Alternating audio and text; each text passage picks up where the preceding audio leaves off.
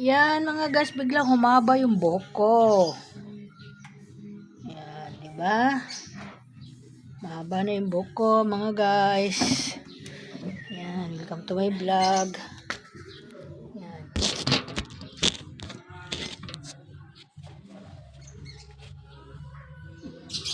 Hello.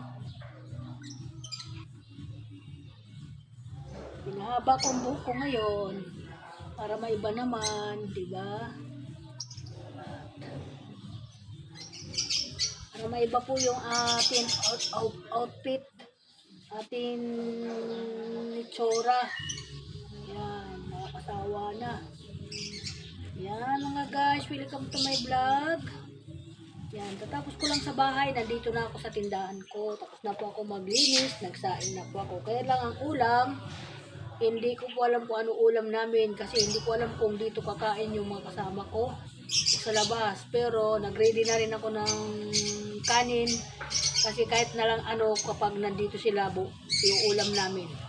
So may mga dilata naman kami dyan na dapat maiulam. Kaya yan. Dami kong ginawa sa bahay ngayon mga bossing. Talaga naman si Nanay Linda ay winang-click yung gawain. Nagpaligo ng alaga, nagpakain at naglinis ng kaunti. Ayan mga guys, nagsaing at naubos ang sinaing para nakaridinaan sinaing. Diba? Kasi ako muna nagsaing kasi hindi ko magustuhan yung saing ng iba, parang lata.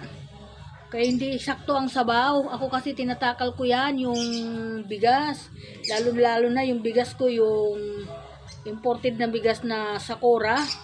Yun po yung sinasaing ko sa ngayon kasi sabi nakakabawas daw ng sugar. Yun po yung kinakain ko. Kasi ayoko po magsaing nung isang bigas na kulay pula na gamot sa pampababa talaga ng sugar. Kasi hindi ko po malulok yung kanin niya kasi matigas. Hindi ko po siya maari makain kaya po iragaba po. Okay. Kaya bumili po ako ng isang sako na yung sinasabing nakakababa ng sugar. Iyon po yung sinasain ko sa ngayon.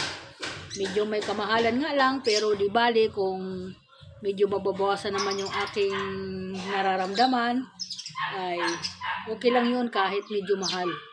Pag-upunan na lang, 'di ba? Kaya ayun yung aking kinakain. Pagkain na rin sa lahat ng mga kasama ko.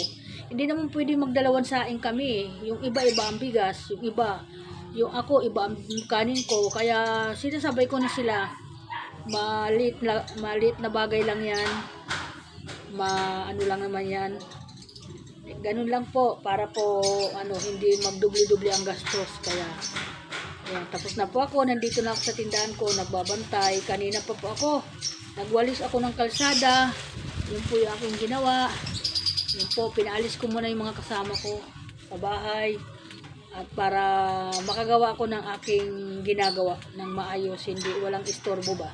Kaya yan mga guys, naligo na rin ako. At ito, naisip ko po kumuha ng aking mga ibang angyo ba. Naisip ko po kumuha. Marami po kasi ako nito, iba-ibang klase po. Marami po ako niyan. Kasi pag nagsasawa na ako sa nakataling buhok, iibahin ko na naman yung style. O pag naisip ko ba, gano'n, pinaglalaruan ko yung aking sarili. Gano'n. Kaya naisip ko ngayon, siguro may mga 2 buwan na yung bago ako na ganito.